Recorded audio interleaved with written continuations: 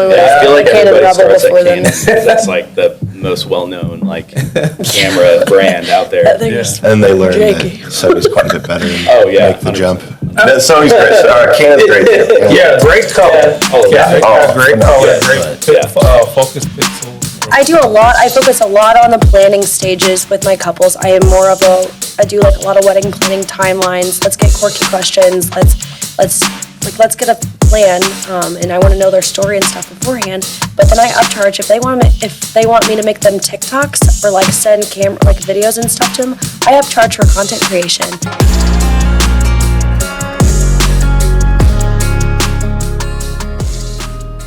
Welcome to the Content Parlor. I'm your host, Chardell, co-hosting with Teddy Young here to my left, your right. We're here with a packed panel today, okay? We've never done one this big, but we're super excited. We're going to do a new series called the Creator Challenge starting today, right here on the Content Parlor. Let's go. All right, so the Content Parlor is a social club for content creators. This is your one-stop shop for all things creative. Before we get into the episode, I want to do some quick housekeeping. We want to first encourage everyone to go out on social media and follow the Content Parlor. Our handle on all the social platforms is @ContentParlor, okay? You can follow us on YouTube as well. If you're seeing this, you're probably on YouTube. Make sure you hit the like and bell notification for the latest and greatest updates for the show. All right, and then following us on social media gets you the latest and greatest goodies. We're building a platform for you guys, for all creatives out there who are trying to navigate this space. It's a growing space. There's a lot of exciting opportunities and a lot of things going on. And we just want to talk about it right here on the show. All right, with that out of the way, the Creator Challenge is the topic today. We got some introductions. We got some new faces. So let's get right into it. We'll start over here, save the best for last on that side, but ladies first. Hey, my name's Tara Pierce. And what do you do, Tara? I hate introductions. I'm a graphic designer for Stable Gray. Nice to meet you.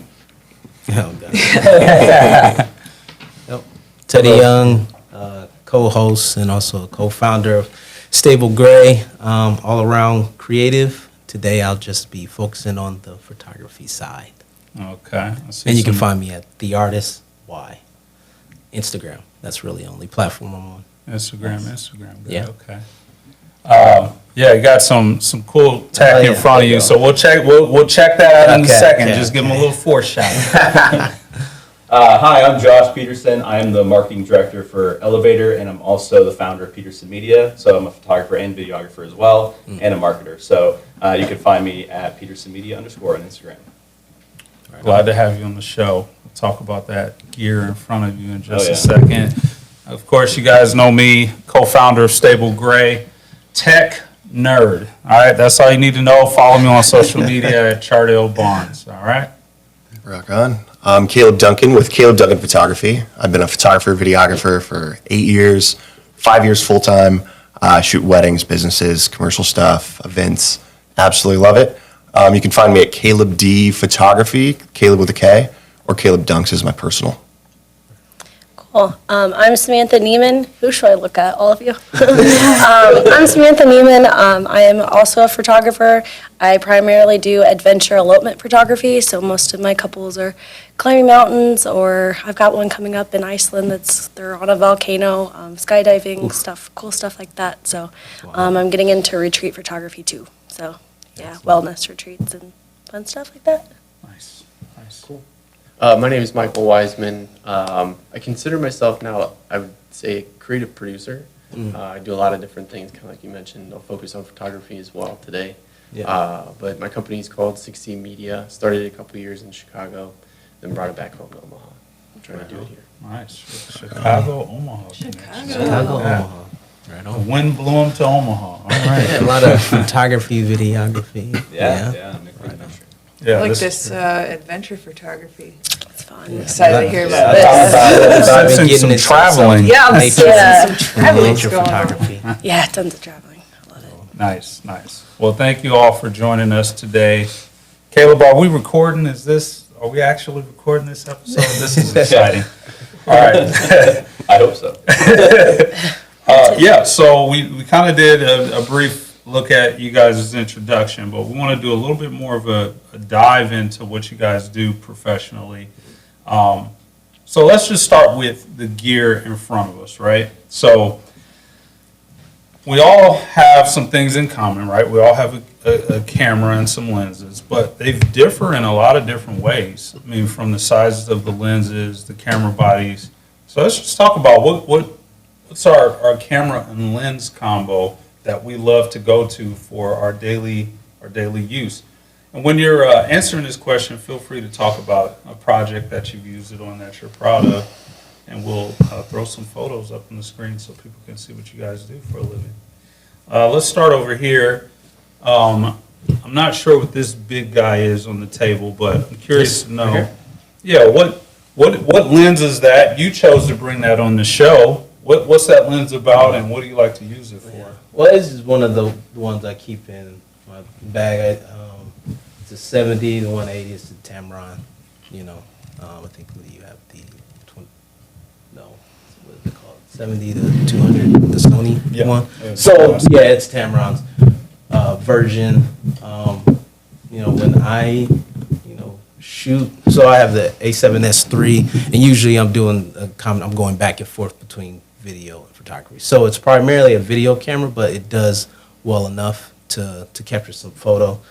And I do a lot of events, so I like to have this so I'm not all up in people's face and so close to them, and I can capture them from a distance. But I also like to have 35 and 85 as well. I started off with just the fixed lens before going to something where I can adjust it. But I was sticking with the fix. I've got that same one. I was using it all last night. Love the Tamron 7180. Yeah, the Tamrons are pretty good. I look at the comparisons of, Tamron, Sigma, and Sony, and man, that Tamron, it's pretty close. It's More of an affordable lens, Yeah. than what's out there, but yeah. And the 2.8 that you can go down to with the f-stop, Yep. beautiful. Yeah, and it's fast autofocus. It's pretty quick. Interesting. Yeah, it's interesting to hear that because we do also have the 24 to 70 G Master 2.8, and the big argument there is that it focuses faster and stuff. So you're saying no real issues with focusing or anything like that? No, not with the Tamron. I would say with the 85 with the Sigma, I think sometimes there is some issue. I don't know if it's because of the age of it, but there is sometime. But with the Tamron, I haven't had that issue. Interesting. Yeah. Cool. I have nothing super fancy. I rent a lot of or borrow a lot of my lenses that I use. I just have kind of the stock one that I use for the Sony A7 III. So 28 to 70. I primarily shoot in the 50 range. I think that gives a good kind of depth and just kind of frame to an image or just a photo or video I'm shooting. But 105, 24 to 105 is a good lens. The Sony one I borrow from Mr. Caleb over here every so often, and then Tamron as well. I borrow from Caleb over there. Gotcha. He's got all the awesome lenses, but probably just kind of within that. I've been able to manage all my projects with this lens. And so, for example, engagement photography, shooting, I shot it all with this lens, and probably primarily sticking within that 50 millimeter range. So, that's primarily what I use. Interesting. Yeah. So, recommending to the audience out there, if they could pick one lens, your vote would be this, was it 28 to 70. 28. I would say you can manage most projects within that. Unless you're doing some concert photography or concert videography, you need more of a long range lens. Right. So then you got to go find something that is within your budget. keep in mind, obviously, as all photographers know, lens gear and all of that is really expensive. So you have to know exactly what you need so you can budget and purchase the equipment when you need it, and you're actually going to use it and get the investment worth of it. So, obviously, I know you guys do equipment rental, so, that gives an open door to photographers that are just at the beginning, or, they're not doing it full time where, hey, I don't want to put all my budget towards all these lenses. I can just go rent something from another photographer or someone or a business that's renting them out like you guys. So that's what I primarily do, just to kind of keep my budget in line. So I'm not, but eventually, my hope is to have shelves full of lenses and I don't have to worry about that. We will all get there someday. Yeah. So what camera body are you shooting with there? I want to assume. Yeah, Sony A7 III. I keep going back to Caleb because he definitely provided me a lot of tips when I first met him a few years ago.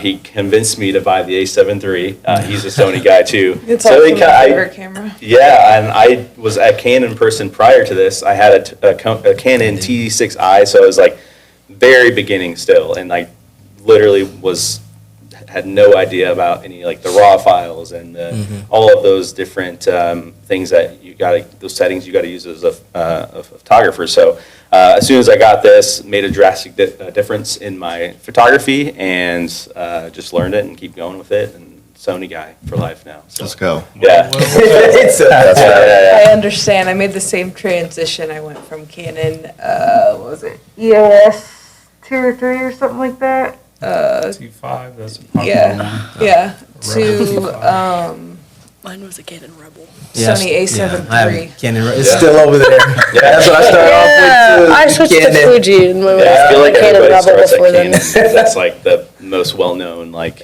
camera brand out there. That thing is And they learned janky. that Sony's quite a bit better and Oh, yeah, make the 100%. jump. That Sony's great. Canon's great too. Yeah, great color. Yeah. Oh, Yeah, they got Oh, great no, color, yes. great Yeah. focus pixels or whatever it's called. Dual pixel autofocus is good.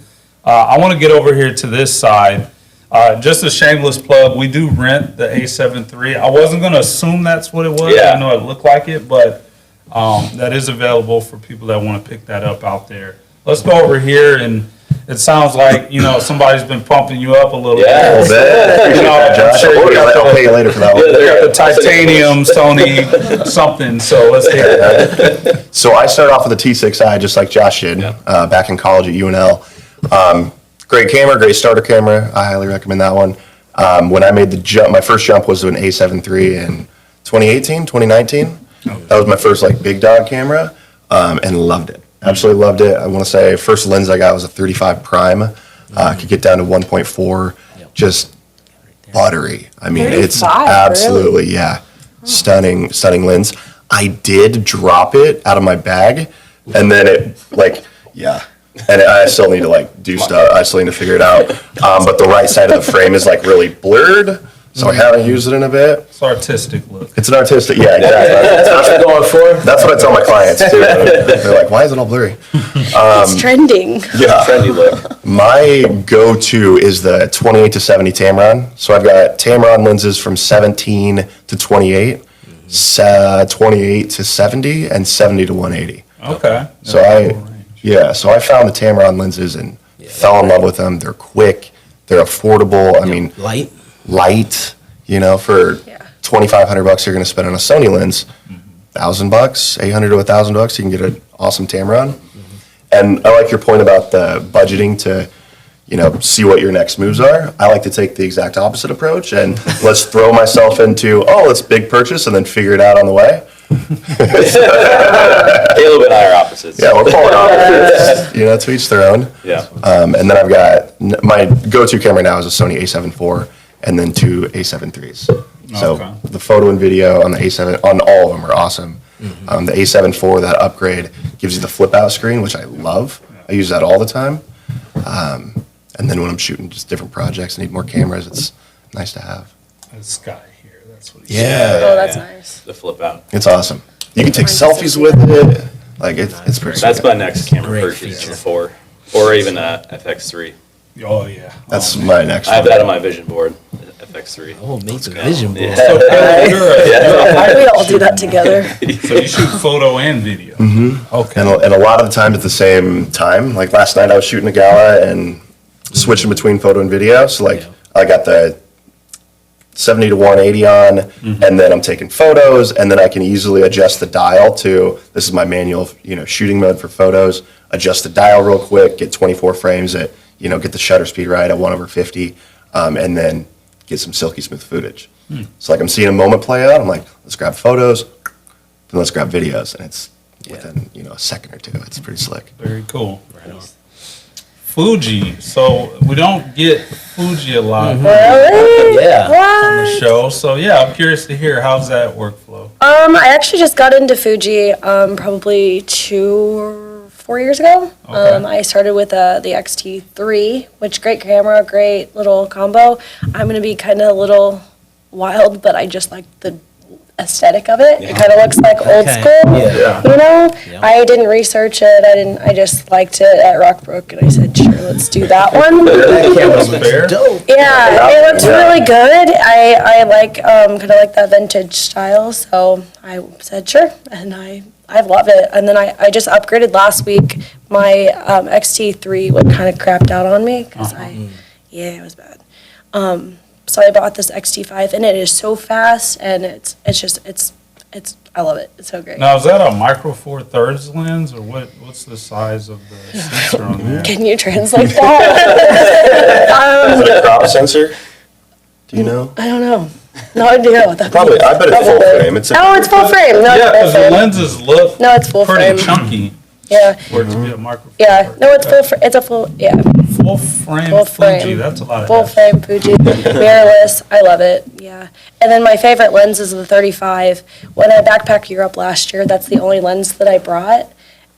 Don't ask me. Well, I brought my 16 to 50, but I didn't use it too much unless we were like on top of the mountain, and then like the couple was really like high up, and I got like the wider angles. But I would primarily shoot with my 35. I love it. Yeah. Yeah. What kind of work do you do with this lens combo? Destination wedding photography. Okay. And Yeah. you can shoot all your shots with a 35? I try to. I Even mean, I like love the it. up close ones and. Yeah, I shoot primarily with my 35, and then I just kind of mess around with the 16 to 50, but I just like the pictures with the 35. I don't know, it's just kind of like a, I bet up I on the just mountains like it's just, it. like incredible. yeah, it's just beautiful. I can get everything that I need, and then normally I'm shooting with somebody else, and they're getting all like the giant wide, like the wider angles of, like everything, and I'm just kind of like focusing on this one little lens. So, I don't know, I just like the lens, so, I think it's great. I don't think there's a right or wrong No. camera, but yeah. it's just encouragement for the folks out there who think they have to get a certain lens in order to be considered professional. It just goes to show that Fuji's fine, Canon's fine, Sony's fine. Pick what works with your budget and your goals. Michael. Yeah, so I'm another standout. I shoot Nikon. When I started, I wanted a camera that was versatile both on the photo and video side. Because when I first started this a long time ago, I was more photography based, and I never did it as a business. It's all a hobby. Uh-huh. When I was getting into it this time, I knew I wanted to go more the film direction, but also had to start with somewhere. So my passion started with street photography. Okay. And I bought my first lens, I think it was my 40 prime, just because I wanted to be able to get as wide as possible, and then the depth with the two-stop. Yeah. And then I don't mind getting close to people when I need to get them. Yeah, I don't care either, yeah. I just try to get friendly with them. And, yeah. I shot a lot of musicians that I met on the street in Chicago. Did that in Vegas. Had a lot of fun. I just don't know how to transition to work with artists here. Mm-hmm. So I'm working that way now. But, So yeah, what are you giveaways. shooting more now that you're here in town? Is it? It's kind of hybrid scenarios, kind of like what Caleb was referring to, event photography and videography. I just shot a nonprofit, the American Foundation for Suicide Prevention, just had their Omaha walk in Exarban, Mhm. and I did that. Thank Awesome. you for doing that. Yeah, Excellent. that was my favorite project, the only reason I mentioned it, sorry. Yeah, that's cool. Yeah, I started off on Nikon, so I have a bit of a love for Nikon as well. I still contend till this day that for the dollars, they're the best platform to purchase. Just the features that you get, like they were one of the first camera sensors that had 1080-60 back when everybody was stuck on 1080 29.9, and the price point was lower as well. So yeah, hats off to you for sticking with Nikon when everybody's going mirrorless. Sony. Cool. Yeah, my spiel is very similar to what others have said.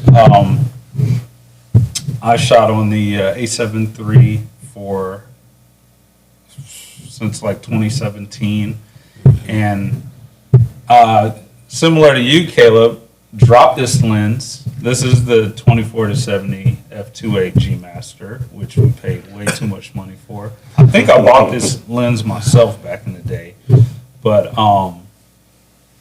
yeah, it took like 3 months to get it repaired and get it back. So if yours isn't repaired, brace yourself. And then, yeah, we just upgraded the camera body to an A7 IV. So the thing that I love about specifically the Sony E-mount system, the full frame E-mount system, is the APS-C mode, right? So if you have a certain lens, but it's not giving you the reach that you want, you can create a hotkey on here, a shortcut key, and use that to punch in using digital zoom. So I love that feature. Some people say, well, you could just crop, but we all know what you're seeing and what you're framing in real time like makes a big difference in your composition and, you know, the bokeh and all of those different things. So one of my huge raving features on both the A7 III and the A7 IV is that. I didn't even know about that. I didn't even know about. yeah. I feel like I knew about that way back when, but I've just never used it. That's Yeah. a good idea. You know what? That's why we're here. Yeah, Learn something new. Learn Synergize. something new every day. Yeah, so great feature, highly recommended. So with these different projects, we wanted to do a photo challenge, all right? And so the Creative Photo Challenge is really just spotlighting some work that you guys have all done.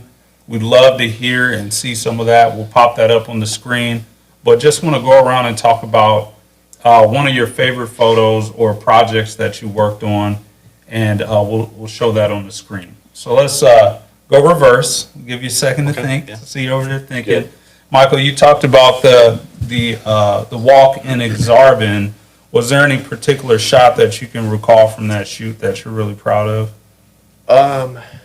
Yeah, being the candid shooter that I go for, there's a lot of moments where it was bittersweet. Like that you could feel in their face that they were happy to see the other people and be around them, but then behind it, it's much more. I don't know. There's pain. You can see it, and there was a couple there that stood out to me, and then a couple at the finish line. There, everyone's just happy and enjoying their time, and everyone gives different poses. So there was one in there that I really liked. Nice. Yeah.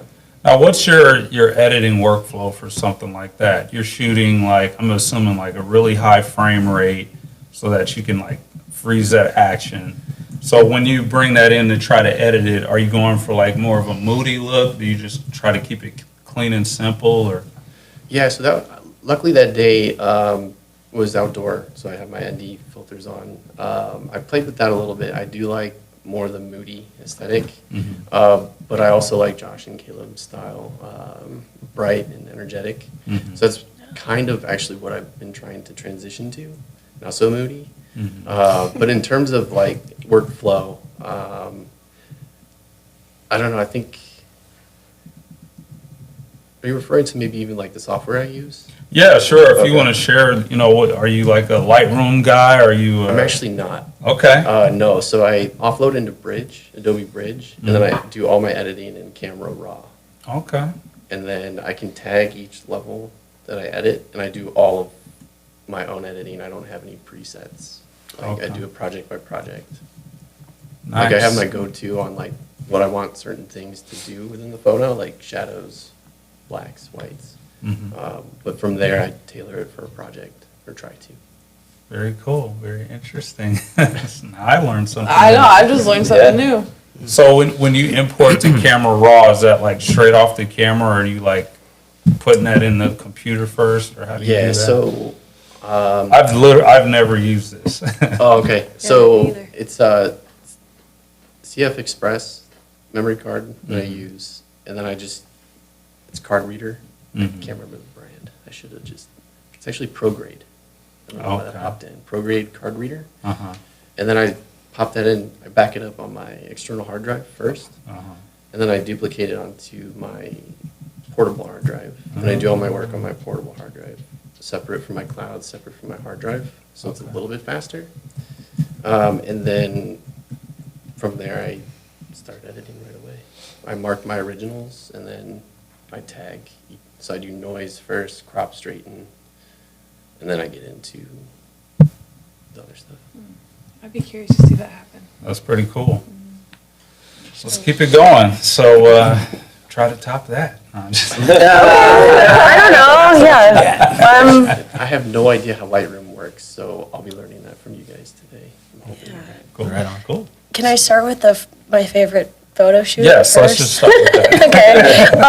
Okay. I got into the London like bridal group, and I knew that I was going to be backpacking Europe last year for a couple weeks, and I popped in there and I was like, hey, I'm going to take the big bus tour around London. These are about the approximate times that I'm going to be there at the different like iconic spots, and I had like an overwhelming number of like people that just got engaged and like met me around all of these different spots. So I spent like the day with my good friend Shelly, just like taking engagement photos, and it was so much fun. And I do that in all of the big cities. I'm doing it next weekend with some couples in Boston too. So just to like keep like building up the portfolio and stuff. But my favorite shoot from that was I actually took an engagement session at Abbey Road, like where the Beatles walked. Oh, wow. So that was so cool. And she was like totally my style. She wore like this big like coat. It was fuzzy, and yeah, it's super cool. So yeah, need to see some she of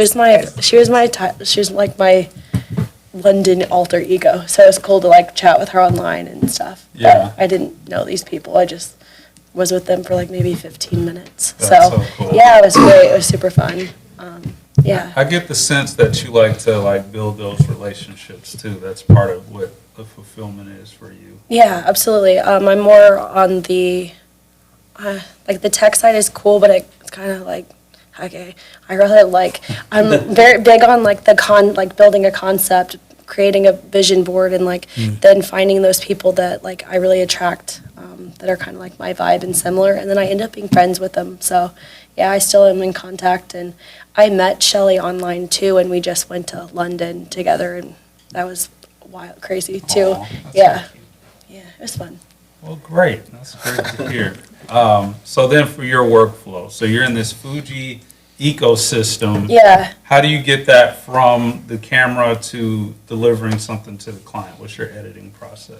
So I shoot on 2 cards. I'll upload those to my external hard drive, and then I have like my little portal hard drive I put on it just in case I'm running around.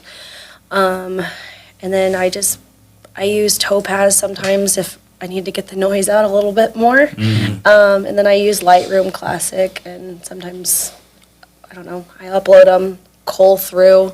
I do the crop and straighten, and then I don't really use presets anymore. I used to use like Maddie Mae's Adventure Instead presets, but I'm really finding my style and more like pulling. I like the moody and the green, but I'm leaning more towards like vibrant colors, and I don't know. I'm still playing with it, but I've been really like pulling out greens and stuff like that lately. So yeah. So are you using Topaz for like AI, or what's the? Topaz is like if it's really blurry, or if it's too, it denoises it. But it really works well. So I don't know, it just denoises stuff. Is it like one of those apps that you can take like the old photo and scan it in, and then it turns it? It's a whole thing. It was like $80, and it just focuses on like making images that were blurry, not blurry anymore. So if you I'll have to really, look into that. if you really bomb a shoot, which I mean we've all been there, yeah. You only get- If you really bomb It's like you only something, get or if one like it's shot. really grainy, it changes the game. Because I mean, oftentimes I'll get back and the one shot that I'm like, oh, this is what I wanted. Yeah. I saw it in the camera, it looked fine. yeah, it looks And- fine. Yeah. Yeah. I mean, there was a period where I needed to get my eyes checked and wear glasses because I was like shooting really blurry, but it looked really good to me. So I've been slipping some glasses on whenever I'm shooting. So yeah. Okay, for real. Okay. Yeah. I thought they looked good. They didn't. Shout out. I need to get my eyes checked. Yeah, I did too. It's all good. It works now. Very cool. Well, I appreciate you sharing that. That's a unique workflow. Shout out Topaz. Is it Topaz Labs? I think it's Topaz Labs. Yeah, I think I've heard of that. I've never used it, but Topaz. Yeah. I don't use it. I don't know. Yeah, if there's an image you really want, it's not great. I would throw it in there. So. sure. Yeah. Caleb, hybrid shooter, video and photo. How do we get through this in one episode? Let's just give them the high level one. Yeah. You know, your favorite, first of all, favorite shoot. You know, if you're, since it's hybrid, you know, maybe favorite photo, maybe favorite video if they're separate, and then your workflow. Right on. I've got a few different projects. It's tough to decide the best, but I'll quickly go through them. The College World Series that I shot 2 years ago, got hired by NCAA. Nice. That was a cool, like, never worked with a brand that was like that caliber. Got to shoot that for 3 days. So like, they wanted crowd pictures and they wanted fan pictures, and that's what I'm really good at. Is like immersing myself in the experience and then capturing that, seeing the moments play out, the candid moments, the high fives. You know, is knowing when the game was getting over. Mississippi ended up winning, and found this sweet spot right up on like the second floor, high up here. You could see the whole stadium. You can see the Omaha City skyline in the background, and they've got balloons that are going up and everything, and everybody's high-fiving. And it's actually, if you look up Caleb Duncan Photography, I think it's my picture on Google.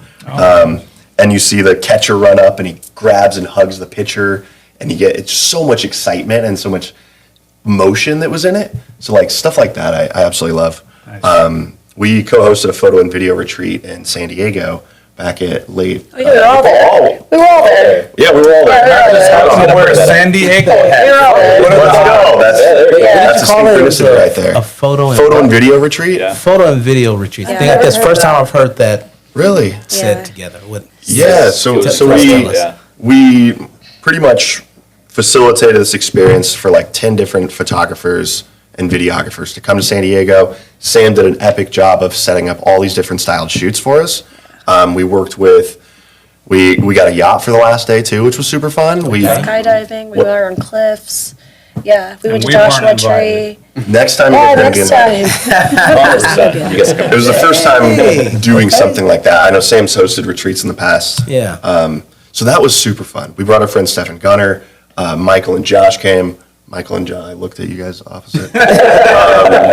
And it was just so much fun being around photographers and being creative and collaborative and having awesome people, subjects that we could work with. And everybody got plenty of time to take pictures and videos and just hang out as creatives. We So worked that was with super like fun. some really like models that were like in Vogue magazine, Elle magazine. She was on like a New York Times Square billboard. Like we worked with some really cool people and some really cool brands too. So yeah, it was a content retreat. It was That's pretty awesome. cool. Yeah, it was Yeah, great. keep- Strawberry keep Milk me- Mob. I'll keep you in the loop. I'd love to do one. That's coming in 2025 for sure. Okay. We'll do one. Yeah. We'll do We'll one? see. We might do a separate one. I'll do it with you. I was the co-host. I did some co-hosting. She nails it. She's the more logistical person. I'm there for the vibes. Yeah, let these guys talk for you. Yeah, I'm there for the vibes. I'm gonna sit that one out. I Yeah. had a great time. It was great. Heck yeah. So we all had a good time, right? It was really good. Okay, don't make me second guess myself. You had a great time. We'll move on. Yeah. I Yeah. want to dig a little bit deeper in this CWS photo edit process. So Yeah. this is obviously high stakes at this point. You're shooting for a very high profile client. How do you get from the selection of the photos to delivering those? Editing those down and then cropping them, delivering them. What's your workflow? So they just wanted JPEGs. And so I was the one photographer that NCAA had. ESPN had like 20, but they were all focused on the players. I couldn't really focus on the players because of the NIL had just recently come out. So they're like, you can't post anything like this. We don't even want you taking pictures of the players because they could sue them for some reason. So for me, I was shooting in RAW and JPEG. I think maybe the only client where I've done that for. They wanted the JPEGs immediately so they could put them up on social media and everything. Right. And then I had my RAWs to keep back home and play with, and created some fun pictures that I posted on the socials and stuff like that. So it was easy as I didn't even cull them or anything. I think, yeah, I didn't cull. They just wanted them right away. So went home, plug in my SD card, copy them to my T9 and then T7 at the time, and then uploaded all the photos to Dropbox. It was a pretty seamless process. Right, but so, so correct me if I'm wrong, but are you like setting white balance or things at the event? How do you know that your photos look good enough to deliver right away? Yeah, mostly auto white balance until auto white balance looks weird, which occasionally it will. It'll be too dark or something, or too orange. So I'm adjusting all the settings. Like if I know that it's super backlit and I'm underneath the kind of the stadium columns as people are walking around, I know it's gonna be super backlit there. So I can probably get away with shooting it a little. Let's not overexpose, all the light that's coming in. Let's shoot it a little bit lower. Bring the dial down so that it's automatically shooting it lower. Usually keep it at auto ISO too. So 90% of the time that's golden. If there's a really creative shot or like a silhouette or something to get, or whatever it may looks like, then I'll adjust the camera settings there. With a lot of fast-paced action and you see, high fives and people moving and stuff, keep the shutter speed at like 320, 1/320 probably for the most time, just so I'm not getting any blur at all and it's all crisp and sharp. Yeah. Interesting. I really think there's a lot of photographers that would not expect that. Yeah. They would think you're doing this rigorous like routine to try to get your camera set up, and then, but to shoot it in that method is just very interesting. Yeah. So then on the video side, I've seen a lot of wedding type of things that you've done and portrait work. Can you talk about that a little bit on the video side? Yeah. Been shooting wedding films for 5 years. It was actually the first wedding that I shot was a wedding film. So for that, I'm usually using 2 cameras at a time. Ideally, I've got a second shooter alongside me as well. The photographer typically at a wedding day is taking the control, leading, helping direct, and things like that. Usually the videographer is more standoff and, capturing all the stuff. I like to be a little bit more hands-on. I've got some fun video ideas. Like, this is a new one that I love doing for all the couples. One of them is going side to side when you've got the wedding party that's all there. And let's start on one side, and I'm going to go all the way across with my camera on a gimbal, and you guys do something fun or funny or whatever. And maybe when we get to the couple, he gives her a dip and gives her a kiss or something like that. Going across, that's really fun. Or let's start off right here, and everybody's making a line behind you. And as you pull back, people come into the frame, they blow a kiss, they do a dance move or something, and then you're pulling back and the whole wedding party is coming in. And then the final, as you pull back, you get the bride, maybe he gives them a dip or picks her up and spins her, and then everybody kind of goes wild in the back. So I like coming up with those fun, creative ideas. I got a few that are in the chamber of like, let's do this. Always looking for more fun stuff and ways to get really creative with it. But then I'll put together a wedding film. It's 5 to 8 minutes long, 1 to 2 different songs, and it's a blast. The first 15 hours of going through all the footage and the stress and anxiety leading up to that of like, I've got 10 hours of footage to look through and I got to match up the interviews and everything. So I'm trying to outsource more of that because it's 15, 20 hours that like I don't need to do myself. But then when you have the music picked out and you've got all the selections of the best clips, then you can get creative with it. And it's so fun. I mean, putting together videos, I know you guys do that too. It's such a blast, How long does it take you to find the right music? Most common thing. Yeah, Sometimes you spend hours. I would say probably 40-ish hours of like intentional work. Yeah. That's just Many picking up the days song. longer though. Do It's what? just picking up the song for you, that 40 hours. That's true. I have such a tough time picking a song. And I'm like going through the clips and then I'm like, why did I pick a song while I was editing all these pictures? Because I'm constantly editing a barrage of pictures every day, it feels like. Yeah.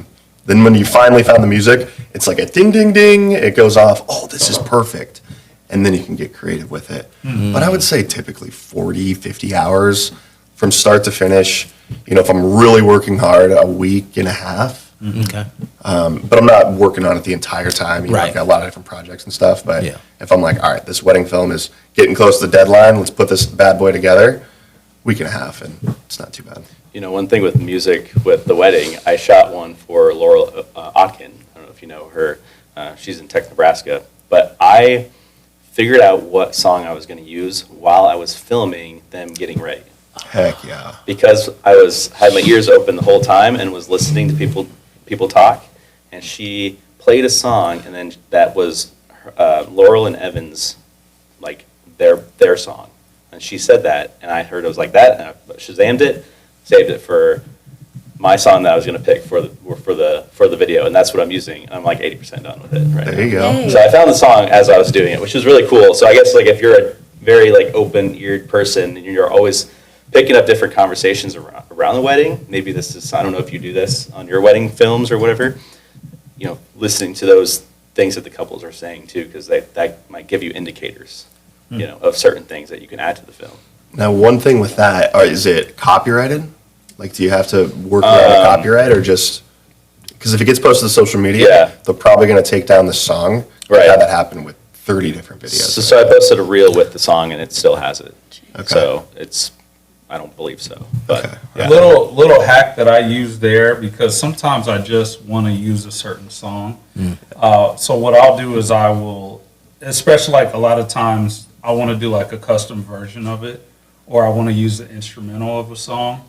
So what I'll do is I'll tag the actual song, and then in the editor tool inside of, at least in like Instagram and Facebook, you can turn the volume down on the song, and then bring the volume of your audio from your file all the way up. So in that manner, you're tagging the artist, but still getting to use the music.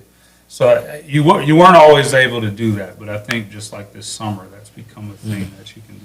That's I think sweet. it was TikTok that got rid of like the copyrighted music. Instagram, you can still use like the music that we all love to listen to. So yeah, depends on the platform, I guess, but Yeah. While we're on the topic of music, I came Yeah. across and copyrighted music, I came across a site that has blown me away. It's called Lickd, Lickd. It's like a music bed, it's like Soundstripe, but it's songs that you recognize, and they are like $15 a pop, and they're incredible. I used Paradise by Coldplay for a wedding film, and it was like, I can't believe that I can actually use a song. So many songs on there. You're gonna be like, there's no way that these super popular songs are on there. Yeah. And for $15 a pop, it's like, yes, paying $50 to $100 on music bed Yeah. per song. I'm Yeah, literally that's starting crazy. to take notes. Yeah, I just opened up a little note taker. Like I'm gonna have to use Yeah, this. let's spark some there you other go. questions, you know? Josh. Yeah, my favorite project was, and I was going to bring this up, Caleb brought it up, was the San Diego trip. By far, one of my favorite experiences as a photographer, videographer so far.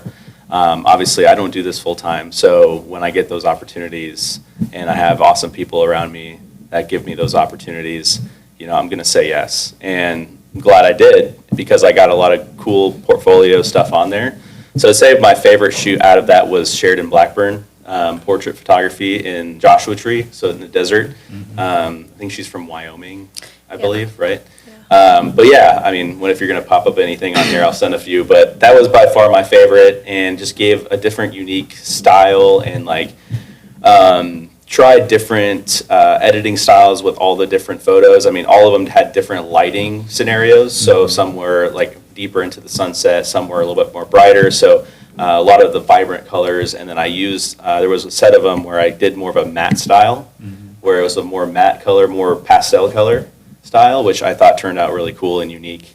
So I posted both of those, but by far my favorite. And then, yeah, my workflow is pretty much probably a combination of theirs as well. Like, it's just, you know, I get home, put it all, I'll copy and paste it all into my external hard drive, and then I'll cull through them. And then one thing that I'm doing differently is all the ones that I end up editing, I just export them as a DNG so I can keep those, just to conserve space. I know I don't want to keep all of the photos that I take, because it takes a lot. I mean, just alone, I mean, I helped Caleb shoot a wedding a couple of weeks ago, and I think I had like 90 gigabytes of photos I sent him.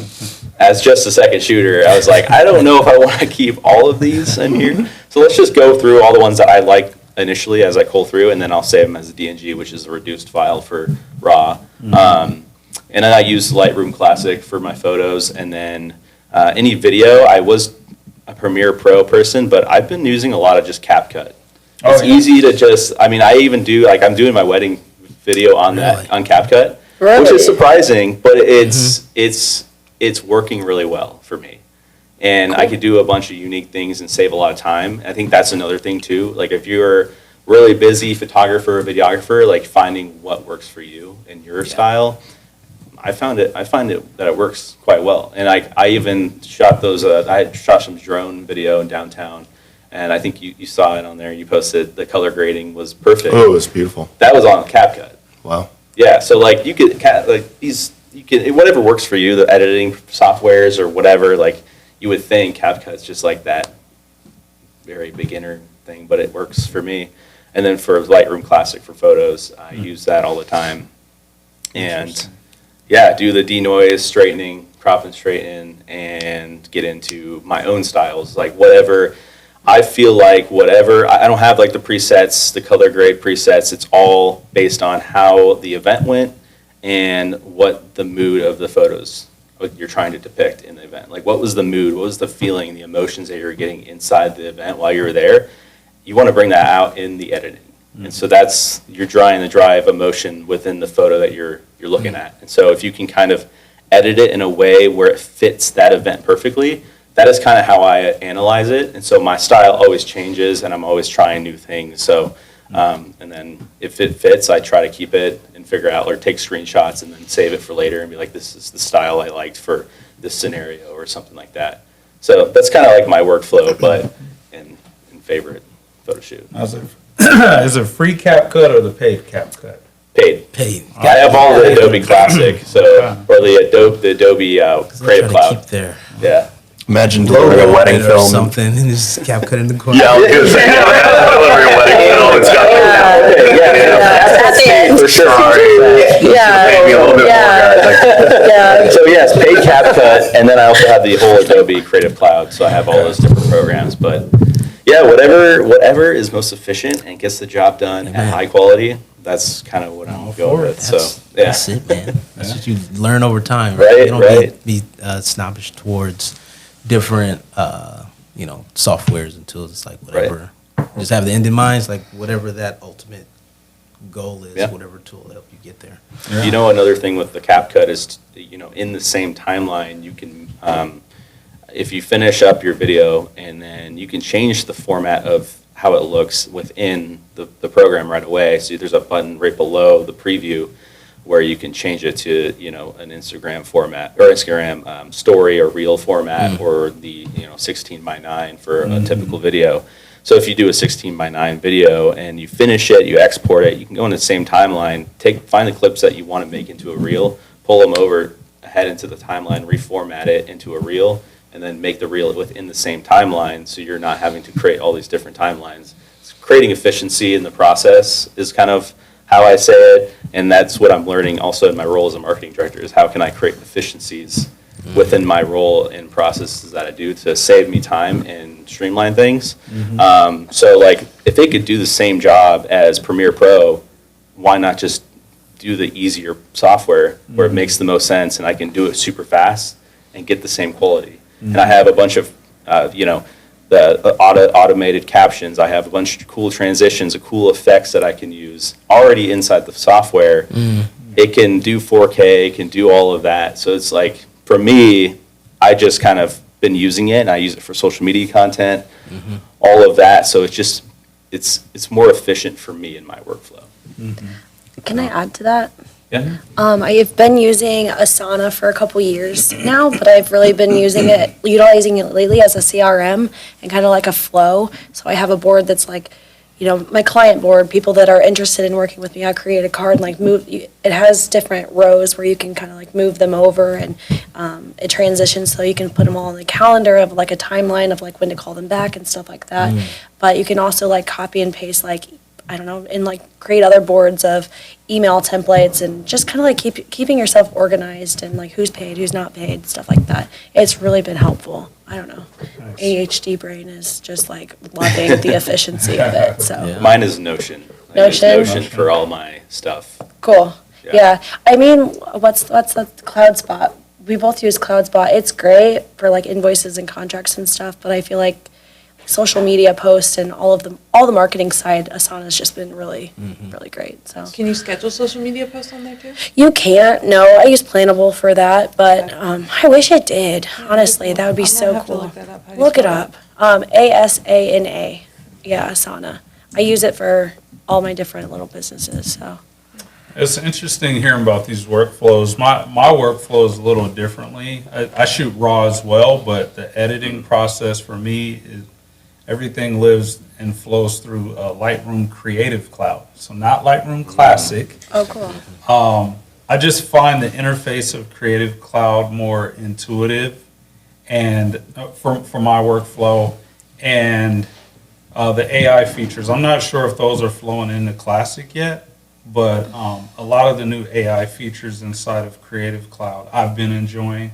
For example, being able to isolate the background and change the color of it, or do things like edit just the skin on a subject.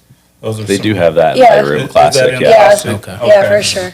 Yeah. So, I think it's really just an interface thing. I love the interface of Creative Cloud. Not that it's better or worse, but I just enjoy using that. And then when it comes to the video workflow, I'm actually a Final Cut Pro guy. There you go. And I use a little bit of CapCut. We use some CapCut for captions and I think of CapCut like almost like an iMovie on steroids. That's like how I think of it. Yeah. It's very simple. It's very intuitive.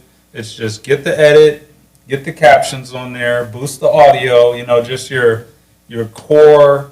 You're not making a movie. You're in there making a social media post, right? Which is a different workflow than like Right. DaVinci or something crazy like that. But shout out DaVinci too. They're coming out with some like captions and stuff like that you can add in as well. And I know Adobe Premiere is too, but Yeah. but I think everybody saw what CapCut was doing, and they're like, oh shoot, we better get in front of this. Yeah, we might have to put more value out here to compete with them. Yeah. Yeah, with CapCut, there's a audio feature on there that I use a lot. It's voice isolation. So for I edit the podcast episodes for Workshop on CapCut, and that's super important because trying to you have two different mics, and you might pick up a little bit of the background, the air noise or a fan noise. That does it really well, or just isolates that. All of that background noise is just gone instantly, in a minute. DaVinci Resolve noise reduction and voice isolation, stellar. Yeah. Yeah. I've been using DaVinci for like 4 or 5 years, and the stuff that they have now, auto captions, auto transcript. I'll tell you one quick story of this. I was putting together videos for this gala yesterday, and here's an hour and a half, 2 hour and a half long interviews of people. It was people that have gone through a lot of healthcare experiences, and it's talking about the importance of bridging alternative medicine and conventional medicine. Anyways, I have 5 minutes for each of these videos to appeal to donors and practitioners and nurses that were in the crowd yesterday. And so I auto-transcript the whole thing, copy and pasted that into ChatGPT, and I said, hey, ChatGPT, I'm making a video for the Inspire Collaborative Health Association gala that they have. This is kind of what I want this video to look like. We're appealing to donors and doctors to become a part of the program. La-di-da, and gave it a little brief description, plugged in the transcript, and I said, find me the best pieces of text for any video interview to get across the story well and try and keep it between 3 and 5 minutes. And it did a phenomenal job. yeah. Oh my gosh.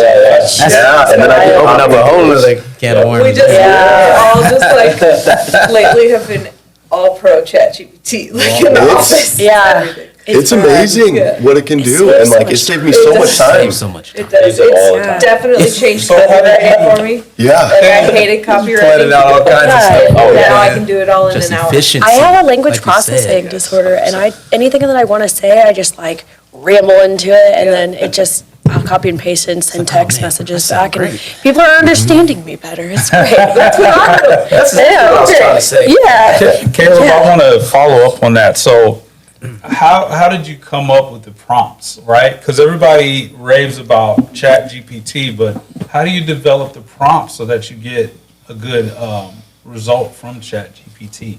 Like, what was your thought process to come up with that prompt? So I've done a little bit of research on prompt engineering, which that would be the term to use for like how do you engineer a prompt to get it to actually do what you want to do. So a little bit of research, learning and stuff like that, knowing that like the more that I can dial in what, all the different pieces of what I want it to do and being really creative with it, and then the thoughts that come up in my head as I'm sitting there editing or as I'm talking to somebody, whatever it may be, all those thoughts, I can input them in a different way. So it's like, for this video specifically, I could just say, hey, here's a transcript, make a video for it out of me, but I want to be intentional about it. It needs to be about 5 minutes. This is the objective of the video. Because the objective could be to show off the life that they've had and all the things that they've overcome, or the objective could be, how do we appeal to the best way to the donors and that are in the crowd? So you want to have that objective, that intention to focus in on. It's just getting creative and realizing that it will do basically anything for you. And so the more creative and like intentional you can get about with your questioning, it'll do amazing work. What I also did too is I plugged in my website and I said, this is my website, this is a brief description of what I do. Come up with a brand script for me. I teach workshops on StoryBrand. I love StoryBrand stuff. And then what I did too is I took maybe 9 months worth of captions, copied and pasted those captions into a CSV file, and I said, learn my brand voice. I'm Caleb, learn my brand voice. And then, so it'll speak to me in my brand voice. It'll come up with captions in my brand voice because it's been trained on all the copy on my website, as well as all my different social media captions. And it's That's cool. beyond stellar what it can do. That's pretty cool. Yeah. Thank you for sharing that. Heck yeah.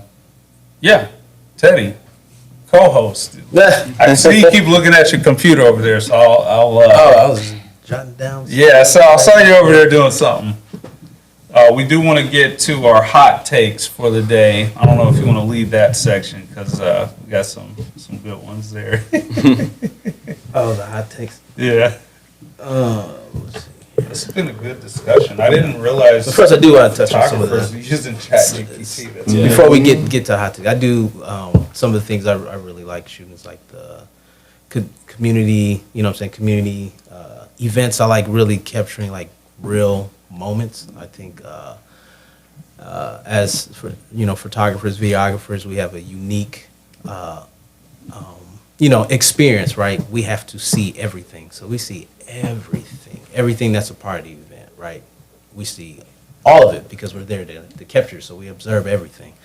And so it's like just capturing those like real, those real moments. Yeah. Right? You can just fire off the camera, but you get to a point to where it's like you're looking for something Emotion. special, right? Yeah. You're looking for that. And especially when you know what it's going to be used for. So then your intentionality and how you capture it and what kind of shot you want to get, you can start to use all that. 100%. And then anticipating the shot too. And you're like, Right? You're I just know that. sitting there waiting. You're Yep. like, something's going to happen. Or I'm waiting for this moment to happen. Ooh, this person just started laughing. Let's see where I can kind of position myself. And they're going in for a hug or a handshake or something. Man, Love tell that me, stuff. right? But one of the things I do enjoy is the conversations too. I don't know, man. I feel like people just, I don't know if I like a person that you want to just talk to, but so many people talk to me when I'm shooting. But I do enjoy the the conversations and all the people that I do get to meet. But one thing, I don't do it professionally, but I started getting into some nature photography. Oh, cool. Got to go, my family, we went to Kearney earlier this year, the crane migration. Mm-hmm. What is that? So we went to it, man, and that was That was awesome. It's people from all over the world come to Kearney. Wow. We're talking about millions of people to see that. Wow. So you gotta get up really early.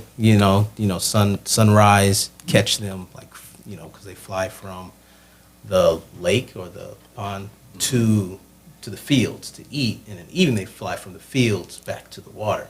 So that's what people are, capturing. And so that was kind of cool to be a part of that and talk to people from all over. Are you a part of the Here in Haven Photographer Club? I'm not, but I did take some pictures out there probably a couple weeks ago. Cool. I like the place. Yeah, go check it out. I used to serve on their board for their Okay. environmental, but I didn't start it, but I had a big part in like bringing that together. It was some really talented photographers that hang around there. So yeah, Right. check it out. You know, a funny thing about nature photography, have you seen there's pictures of photographers doing it. Uh-huh. They have like these massive lenses like 400 millimeters or something like that. Jeez. Yeah. It's kind of insane, to be Yeah. honest. It is. I got my Yeah. one that's like 600. Oh, really? Do Wow. ya? All right. I haven't seen that one. Oh, I haven't gotten that one, bro. Because I think you had a question on here talking about what's one piece of gear you want? We'll get to Yeah, if you had yeah. an unlimited budget, that thing's like almost $10,000. That 15 grand or something. Right? But yeah, let's get into some hot takes. So one of the things, right? We see that photography is photography is a growing business, and I mean you could say it's a part of the gig economy now. So how strong do you, or how great do you think it is here in Omaha? I think Caleb has probably a good perspective on that since he does it full time. Yeah, there's a lot of great photographers here in Omaha. There's a group, any photographers, videographers listening to this, join Nebraska Creatives Collaborative Photographers. There's Nebraska Creative Collaboratives Videographers, and there's also another one for graphic designers, I believe. Oh, I'm on that Facebook page. Okay, heck yeah. Yeah. So that's a great, I want to say at least 1,500 to 2,000 people are in it. So my friend Nate Jensen started that up probably 8 years ago. Anyway, so that's how I've met a lot of photographers. We used to do retreats back in Ozarks. We went to Vail together, 2 of them. Those were super fun. There's a lot of talent here. There's people that have risen to the top for sure, in their own different respective industries. Yeah, there's a lot of beginning photographers that I know too. Yeah, but the thing is, he was like Caleb speaking because he does full time. But when we talk about gig economy, I mean, when you think of the other Side ones that's a hustle. part, yeah, man, you don't have to do it It's like me. full time. Side hustle. It can be a part time gig. You can do it part time. It's Yeah. I can speak on that. I actually started photography out of I wanted to travel. I do Yeah. I'm out of town at least for 5 or 6 days every month, just traveling and building portfolio. But I've been like that since I was, 16. So it started off of texting my aunts that live in St. Louis, hey, can I come take your pictures this weekend? I miss you guys. I want to come home. So that would help me pay for my gas money down there. I'd jump in my truck and go take pictures. I just wanted some gas money. And that kind of built into, okay, well, people are paying me to do this. And I just fell in love with it. And then I felt, traveling, my couples pay for me to go to all of these places. I just shot in Yosemite in May, but the couple, had to pay for my room and board and my flight and stuff like that. And I just she proposed to her now wife. So that was cool. But I've used photography as kind of like my vehicle to travel. So definitely started out as just a little gig economy. So yeah. Interesting. Yeah, I mean, I'm also kind of doing it on the side as well. So I am a full-time marketing director for a startup. yeah. Most people know startups are really busy and you're always doing a bunch of different things, and I can attest to that quite heavily. But from my perspective, doing photography, videography, I've always, from the start, I wanted to be a graphic designer. So I was planning on going to school for graphic design, community college, when I lived in Minnesota at the time. And then I think just kind of something was telling me that I just got to do something different, more in line with business but creativity as well. So the marketing was kind of there, and that's where I'm doing full time now. But sometimes that kind of eliminates your creativity. Sometimes you're doing other things that aren't creative. And so for me, having this as a side hustle allows me to express my creativity and keeps that fresh and building over time. And like, so then it's just kind of sharpening the blade, I should say. It's like something that I have in my back pocket that, one, it makes me more income. That's like, Yeah. Makes me more income. Yeah. It helps me be creative and, meet a bunch of awesome people like these three. That's really how I would define it, as like a side gig, and it's easy to balance when you have an awesome team for your full-time job where you can have a flexible schedule. Yeah. If I didn't have a flexible schedule, I could still do it on the weekends, but it wouldn't be like, I wouldn't be able to go help workshop on a podcast and then eventually do video for them down the road, or, be able to take a whole week off or 2 days off during the week and have unlimited vacation and go to Minnesota and do an engagement shoot. Like, if I didn't have, there's different levers you got to pull and consider to be able to have it as a solid side gig. But you can go as much as just using the weekends as an opportunity to do shoots. So, Absolutely. Yeah. Every business, every brand, every organization needs pictures, needs beautiful pictures and beautiful videos. If you are starting out, just go offer to do it for free. Offer to do it for super cheap. And then you've got great portfolio pieces. Like, so much of my success in life and business and the relationships that I've been able to make is like, hey, we don't have the budget for this, but would you like to shoot it? Or me reaching out to them. Yeah, you can't pay my full rates. That's okay. Sometimes. Not all the time. I'm getting a little bit away from that, but like for cool events and stuff like that, just go offer to shoot. You can make a lot of money and get started quickly if you are proactive with your outreach, and then just take the next steps forward, develop a relationship there, over deliver, do an awesome job for them, keep learning, and then quickly you can turn it into a full-time operation if you want to. Yeah. Can I tag on to that? Yeah. And a lot of photographers think that they have to just do it for free in there. I love bartering. I teach workshops on bartering, but I'm like, I want to like just urge, do it for free sometimes, but have some consistency with it in a sense of like, trade a concert ticket. Like, hey, I'm going to your show tonight. I'm a photographer. I'm new. I want to see if I can trade like a ticket into your venue, and I'll give you all of the photos. And just collaborating with that. A lot of like the styled shoots that I set up with brands are, hey, can we have some of your product in exchange for photos? Or hey, can we use your yacht and like we'll take photos of it? That didn't work, but We got a 12.5% discount, but we still spent like $7,000 for clear hours. we had 2 free yachts. You had to upgrade. Yeah. something. Anyway. It was something. Right. It was something, yeah. then But what just I- like bartering photos Yeah. for experiences is I've had that. my jam. Okay, Yeah, okay. all about that. So, the other question is going to be just in the marketing of it. Like, how important is content marketing for photographers, videographers? And it's like, it's pretty important, right? That's the work. I have a different perspective on it. Yeah, I wanted to answer the gig economy one just yeah. just Sorry. briefly there, because I think that there's some semantics there, that were getting tossed around. I just want to be clear, like, the gig economy is for everyone. It's for anybody with a skill or an aspiration to have a skill that wants a way to make money, right? Absolutely. We've got Uber drivers, we've got, all kinds of different things that people do. Toe readers. Yeah, you've got people flipping shoes and scrapbooking, Yeah. and diving in record collections and going to thrift stores. The gig economy is just about creating value in a small ecosystem. So with that said, when it comes to camera, I think a lot of times we're just thinking of a photographer or videographer as somebody who is providing a direct deliverable, but it's also, like you said, content marketing and influencer marketing as well. That's all a part of it. Collaborating with brands, using your influence, using your platform to help other brands reach their audience. So all of that's part of it, and I think here it's strong and it's growing.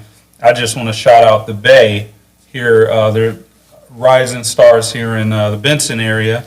And I just think they're doing a great job of helping to cultivate the gig economy with the work that they're doing through the gap year program. And so the gap year program is teaching kids how to use cameras and things like that, even within skateboarding. And I just think that programs like that are super important, and for the younger generation to learn how to use cameras and do those things. In fact, I hear there's 1 or 2 students in their program that have over 1 million followers on TikTok. Wow. So now I'm not sure if they built that through the gap year program, but certainly the skills that they're learning there are helping them to, keep that going. So I just wanted to shout them out on the gig. Yeah, no, economy. it's interesting because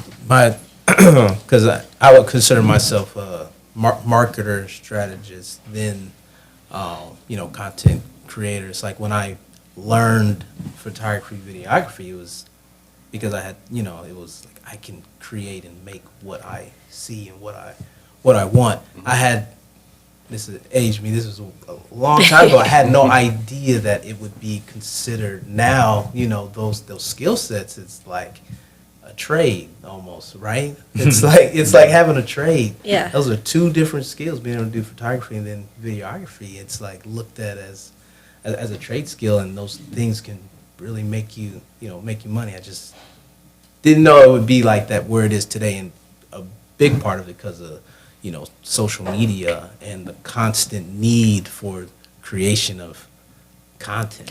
Yeah. Right? Yes. Yeah. 100%. I do a lot of different things. I work for Hillside Solutions, which I'm a sustainability consultant. I teach commercial businesses how to recycle. And then we own a business called Manifest Omaha, so that's really cool. And then I'm a photographer, but I found out really photographers are just visual storytellers. So, in all of my positions, it's like I want to drive really hard into each of them, where the energy flows, things happen. But really, we're just content creators, at Hillside, at Manifest, at all these different places. Visually storytelling is just what we do. So There you go. Yeah, 100%. I would say even like content marketing, I like the term. I love storytelling. We're Yeah. storytellers. yeah, And how can we incorporate this organization or this business? How can I create art that's central, that's themed for them, that's their pieces? It's not Caleb's art. Right. Like, yes, it is, but I'm taking photos and stuff. But this is art for them to use for their website and social media. It's not content, it's art. And I'm trying to kind of make that term. Yes, it's content, we want to get stuff out there, but we're creating art. We are artists. And the more that we can use our art to help grow businesses and things like that, and especially as things are moving towards videos, short form reels, being able to, create a captivating piece, you can show off a lot of pictures or show off an experience in 15, 30 seconds.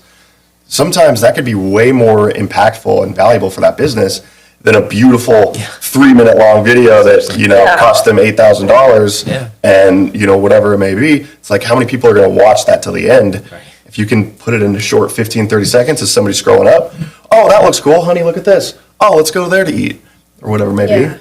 That short form stuff is massive. yeah. Yeah. Changing the world. Changing it. But it's meant for our brains. Like, my attention span is not very, very quick. Those TikToks, well, dopamine hits. Love it. But, you put me in front of a YouTube video, and I'm like, this is boring. I don't want to listen. Yeah, it's the same video. No, it's not. No, he's a big YouTube, video, listens to podcasts and videos and stuff, and, he loves long-form content, and I'm just like, if it's not quick, I'm not interested. I gotta go. That's stuff to I'm do. kind of revolting against the whole short form. I'm like, I want long, drawn out conversations. I love podcasts. From when I wake up to when I go to bed, most of the time I'm listening to a the shorter podcast. Do you?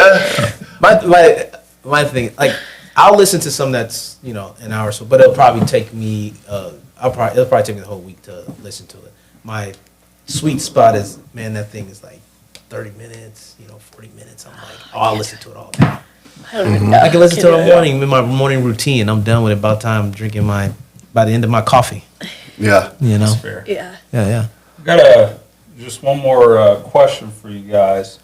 there's been a shift and there's been a claim that we as creatives can use these unprofessional tools to create content, right? So Oh, your phones. the new iPhone just came out. Do you think that the new iPhone, the new Google Pixel is a usable Yeah, I got it. device for That's it? Yeah, that's it. creatives who want to make money? Can they start off with just like an iPhone Pro? It's nice. I think Max. so. She got it. I think so. We got New it right here. 16. Yeah, I love it. They got a selfie button. Oh, Look. yeah. Watch. It just I seen So- that. it just pops up, and then they also have this button on the side that you can do like a quick like whatever app you love to use. Oh, hold on. Sad. Come on, Apple. I know. I've heard people are returning those. And then really, it just pops up on TikTok. Actually, Oh, the go-to app. The go-to app. Yeah, I love I've it. heard people are returning those because of that thing, of the side. Really? Yeah. No. You love it. Dang. I love it. She loves it. To answer your question, and I'll bank it off, I'm sure I have similar questions or similar answers, but I think you can because there's different, I think it depends on what you're shooting. If you're just shooting social media content like video and photo for social media, I think this is enough of a tool to do everything you need. wow. There's for iPhone, for example, there's the cinematic mode, which I've been using for just quick, like if I'm help editing the workshop podcast, I'll stand up and I'll do a quick, horizontal shot with the cinematic mode or a vertical shot, or I'll use the portrait mode and use some of the f-stop that's within the camera and get some of that blur. It'll make it look a little bit more professional. And so I think, and it always goes back to, what I've heard from other big time photographers is that it's not really all the time about the equipment. It's about the user and how you know how to use certain techniques and angles and focal points and the aperture and all of that stuff. It doesn't really matter what kind of equipment you have. Now, obviously, there is some, importance to equipment, but it's not always the question. It's not always the solution, I should say. Yeah. I think you absolutely can have a successful business doing just photo stuff. It's definitely very new, but the video features on there are phenomenal. It's a niche. They're not going to take over the wedding film industry. It's not going to be used for your nice commercial films, but people don't need the really, I shouldn't say that. There's a great place for 4K, beautiful quality, nice pictures. If you're, a content creator for a business or something and you just need to pump out some short form reels, use that. You can use a nice camera. It's going to be a lot more work. It's more heavier. Having this, what's the best camera to have? The camera that you have on you. And if you can whip this out super quickly and capture that moment, you can edit it later pretty dang well. I'll also say you can use the Lightroom app on your phone and you can adjust the shutter speed. You can adjust all the different settings. Blackmagic Raw, I think is the name of the app. Blackmagic, like your cameras here, they have an app that you can use specifically for your phone, and it has so many features. I mean, you'd be blown away. It's got as many features just about as our nice cameras here. So I think, and I've heard of other, for weddings and for different events and stuff, I've been seeing this lately. People hire on a content creator to capture just phone stuff. And my friend Rachel, she's a wedding planner and a content creator. So she plans a wedding and then she's taking content, and that's an upcharge, $1,000 to capture sweet videos like that. So that's what I was just going to mention. So what happens with, because as we know, it's all about presentation as well, right, with the client. So if you're just showing up with, Hey, ready to go. does that change what you can I charge? upcharge. Yes, I do. yes. So I do a lot. I focus a lot on the planning stages with my couples. I do a lot of wedding planning timelines. Let's get quirky questions. Let's get a plan. And I want to know their story and stuff beforehand. But then I upcharge if they want me to make them TikToks or send videos and stuff to them. I upcharge for content creation. I'll do it on my phone. I have a little there's like a device I can clip on here and like shoot on my camera, and then I have one, you know, that clips around my neck and does that. But you need, but you're Yeah. to add to it. Yeah. You can't just show it with just this. No. So to say yes, we can. Maybe you can make. If that's good what they're stuff. wanting, though. But from the client perspective, Yeah. can Yeah. you sell just using this? and get Actually, paid there the are same? people that are just hiring people just to take phone pictures at their wedding.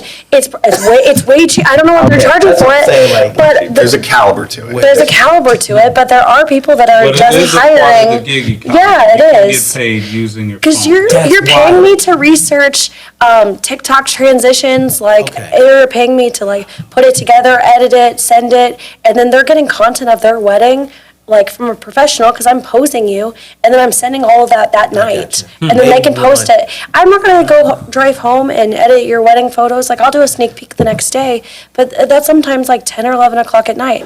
Or if I can whip out my camera, do these cool TikTok transitions Yeah, in to my give them car, something for like. send it over. to They live love now. it. Yeah. Example. So they'll take Yeah. this, Yeah. what you capture on that, they'll take that for But now it doesn't until- upcharge. It does take time and research, and yeah, I don't know. My recycling company, I attach my little camera to my Yeah. little thing, and then I throw stuff away, and then I make a little cap cut of like, how can you recycle a water bottle? And like, Okay. that's all I need for that. Yeah. And my work doesn't pay for that, so, And you know. for example, like on the wedding film I did for Laurel, I used my phone to record all the special moments, the entirety of it, and I sent them right away the day of. Because all on my phone, I can send through text. Yeah, They can quick. watch it that night. They can, you know, watch it while they're sitting there eating dinner. You know, they can rewatch the special moments. And I did Yeah. that for their pre-dinner the night before. I propped it up while I was shooting photos and then recorded it with the little mic, shirt mic that I had, and it connected to the phone. So it's a nice 4K 30 full of both of the both speeches that they had of the best man and then the friends they had, and just send it right to them that night. They love it. So it's just like relevancy and like what can you get, because as like I'm, you know, as a wedding videographer, it takes longer to make the final edit than photographers, so you can send the photos quicker than the videographer can send the photo or the video. So what's that quick thing that you can just do? Yeah. Yeah. You can 'Cause it's upcharge like a little for bit us, and then send it right away. We, you know, a lot of times we capture it anyway for behind the scenes and Mm-hmm. stuff like that. It's like, well, we can just Right. Same here. upcharge and give it to the client. Yeah. Yeah. Yeah. Well, because we're already getting it. Yeah. For our purposes. Exactly. There's something about speed and efficiency and just like the speed of getting stuff back to clients. Man, Like they want it now. they do, and it's crazy because like I have wanna talk so about the many, thieves. Oh my god, it's a lot. It's wedding I mean, it's season. more Get so. into it. We can get into it. It's more so my lack Biggest of problem. like planning and then procrastinating and then having all these different shoots lined up and then 2 weeks of 12-hour days. But there's constantly so much editing to do, and so for some clients, I'm getting stuff back quickly. But when you have an event or something, like the relevancy of that event in a week, it's lost a lot of its luster. 2 weeks later, it's lost a lot of its luster. who cares? 3 weeks, it's Yeah, like, who who cares? cares? Yeah. This is going on in the news, or I'm on my TikTok, Yeah, and who this is going cares? on. It's like, these are beautiful, stunning pictures that I worked really hard to get to, and I polished them up perfectly, and oftentimes they're posted and stuff, but it's just crazy because you feel that pressure as a creative to get that stuff back quickly, and especially when, you know, somebody reaches out to you, your client or something, and they're like, hey, when can we expect those pictures back? It's been a day or two. I'm like, typical turnaround, 3 weeks for a gallery of pictures. I can get it back to you in a week or two, week or two, 3 weeks tops. Like, okay. So I'm like, here's some sneak peeks, but I have 20-ish other sessions from the past 2 weeks that I have to edit before your session. Yeah, one thing we started doing because of that, we just built in like where we put together like this 30-second like quick clip now, because like you said, after a week it's just kind of like people start to forget if we don't give them anything to look at. You're like, oh shit, I was supposed to get the client something. No, I'm late to something. It's okay. Okay. So does social media generate leads for everybody? Do you use that to like generate leads, or are some of you operating just on classic word of mouth? I'm word of mouth and referrals. Okay. Most of my clients I'm finding in weird places, like Alleys. alleyways. So, like, I met some girl at like 2 or 3 o'clock in the morning at a music festival at like the porta potties, and like she paid my biggest package and flew me out to like San Francisco last year. Yeah, she's just like, she's like, I don't know, I was dressed up as like a flower pot or something, and she was dressed up as something weird. She's like, I didn't remember her. She's like, oh yeah, you told me your Instagram handle and I could barely understand you, but I found you. I was like, okay. Can I get a close up here? Content creators, which camera is it? I don't see. Oh, that one. Yeah. Content creators, hit up the porta potties. All right. Go to porta potties. Yeah, that was cool, yeah. That's wild. For me, it's been word of mouth, networking. I've done a good job of networking the past few years, creating relationships and just getting my name out there. And they post your stuff and their people see your stuff. So I've been fortunate to rely on word of mouth and referrals for most of my business. There's dry months though, and I've had to figure out like, what do I do if it's not coming to me? Because I don't just want to be sitting on my heels waiting for clients to come to me, and I have for a long time. This is the first year where I've much more proactively reach out to a business, give them a call, give them an email, see if I can talk to them on the phone, and then talk about what are their marketing objectives. What are their photo and video things? Do they have a banner video on their website? Do they have a company mission video? Do they have interviews with the people, the clients that they work with? What does their social media look like? Hey, this is what your competitors, I found 3 other competitors. They're doing a really good job in this space. You guys don't have any like really nice photos or, short form testimonials. And if you can talk about all the marketing and their objectives and like pinpoint it to something that they can do. Sorry. Don't do that. Sorry. That's okay. You're talking about You made me if you can, I lost my train of thought. Sorry. That's okay. Habit. What was I talking about? Well, You make them understand like the why it's Educate important. them on all variety of stuff, and then what else like information or advice can you give them outside of photo and video? They're going to trust you much more. You're like, hey, take those Google testimonials that you have, incentivize to get more, and then pop them into Canva, put a nice picture alongside it. I'm not charging for any of this advice, but educate them, and they're like, oh, okay, you actually understand my brand well. That can be a great way of getting, some clients that I've gotten just from actively reaching out, 5 to 15K packages, just from reaching out to them, being like, hey, I think you could really use some of this. They're like, oh, we haven't even thought about it. They're busy in their own world of to-do lists and satisfying clients. It's kind of our job as creatives to get in front of them and show them what we can do. So it's been a learning curve this year of like, let's actively do that, and then they're thrilled and I'm thrilled, and because I took the leap of giving them a call or a text or something. That's right. Right on. Michael, what about you?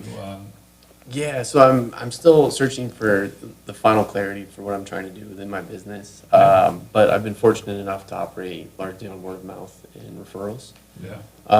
But yeah, no, to echo what Caleb was saying about like pitching, like that's kind of what I'm used to with my former career. So I hope to work back up to that point where I'm feeling confident enough to walk in somewhere and say, hey, this is what you're missing. This is what I can do for you. Let's do it. Like Nice. that's the confidence I'm after. This ain't closed mouth, don't get fed. That's true. Yeah, It's true. I'm proof of that. You proof of that? Well, we lost one member. We don't want to lose any more here before we wrap up. So just a quick round table to remind people where they can find you on social media as we wrap up this episode. First content creator challenge in the books. We got to talk about just the basics, what you guys are doing for a living, what tools you're using, and yeah, just some random stuff about the space. Let's start down here on the end and then come around. Where can people find you if they want to follow up with you after the episode? Yeah, Michael Wiseman on all of the socials. My Instagram in particular is WizKid in a Rig. So you can find me with that. I like that. Thank you. That was the first good idea I had. Just the first. And then, yeah, my company's called 60 Media. I also have all like the social profiles. I just haven't really started with the content marketing stuff. Right on. Okay. So I'll get to that eventually, I hope. Yeah. Once my website's done. That's the big thing for me right now. It's a beautiful website too. He produces stunning stuff with After Effects, and Nice. it's one of the best creative websites I've seen. Thank you, Caleb. Appreciate that. Plop a link down below. Right on. Yeah. My company is Stay Wild Creative, and you can find me at Instagram's probably the best spot for Yeah. Stay Wild Honeymoon Child. So yeah, All these good names. If you're a creative, a content creator, and you're not on Instagram, it's unacceptable. All right, you need to get Yeah, out there. it's very unacceptable. That's my portfolio. Yeah, Everybody, Instagram. yeah, That's Instagram. the main one. Yeah. And Facebook. Instagram. Yeah. Okay. LinkedIn too. The LinkedIn, too. Facebook or Facebook? Meta. Oh, okay, he's not old yet. He's not old yet. The book. So my professional page, Caleb D Photography. Got a rebrand that I've been dragging my feet on, but I'm ready for. So you'll see something new from me. Rebrands. But yeah, Caleb D Photography on Instagram, Caleb Duncan Photography, Caleb Dunks is my personal. And one shout out for a group that Sam and I started called Manifest Omaha. So we want to bridge the world of spiritual, personal, and professional development. Provide a space. We have a Facebook group that we started back in January. We've had monthly workshops since February. Just had our last one a couple days ago. So we bring in different speakers to talk about, something in the esoteric or the spiritual or mindfulness world, and then something in the professional side, growing businesses, become better people. So it's been a blast to start. Yeah. We've got like 2,700 members in our Facebook group, Nice. and it's been a blast. So follow us on Instagram at Manifest Omaha. Join our Facebook group; it's free. Heck yeah! Oh, we're charging for that now. Oh yeah, we'll get there. We'll get there. You said business earlier. I'm like, oh, we're a little not running that one well, but a little in the red. Yeah. Even at $20 a ticket, we're still. It's okay. It's a community thing. It's not to make money, but we have a directory coming out that Sam's spearheading. Yeah. It's going to be really cool for different businesses and awesome people here. Yeah, Very good, pretty cool. very good. And then they'll be inviting me to the next outing. So that was the other thing they Yes, Yeah, we did throw remind in you of. for free. We're going to pay him to be there. I like that. I like that one. Just kidding. I thought of it. We'd love to have you. Message me. Appreciate it. It's cool. You can find me at Chardell Barnes on all the platforms. I think there's one where I'm like still Chardell D or something like that. But just Chardell Barnes, all right? That's my name. Capital D. A-L-E. Yeah. Go ahead. All right. You can find me at Peterson Media _. I'm on Instagram, Facebook, LinkedIn, I'm also the marketing director for Elevator. So if you're looking for space, warehouse, office, co-working, you can follow us at elevatorspaces.com. That's right. My website for my Peterson Media is petersonmediaomaha.com. That's where you can go and inquire about working with me if you're interested. Rock on. Right on. Tell you. Yeah, you can find me at The Artist Y. That's The Artist. That's my real name. But yeah, The Artist Y on Facebook, Instagram, LinkedIn. Or you can also check out the Steve page. Yeah. Just check out the content part, right? If Content you Parlor. subscribe Content to Parlor that, you'll see Studio. it. You know. Thank you guys very Yeah, much thank for you so bringing much. us. Yeah, This thank is- you. This is awesome. Yeah. You guys are cool dudes. You know a lot too. Appreciate it. Appreciate you bringing us Yeah, on. this was what really we wanted to do, appreciate man. Gather other creatives and have creative conversations. Yeah. Love Just it. a bunch of nerds, man. Yeah.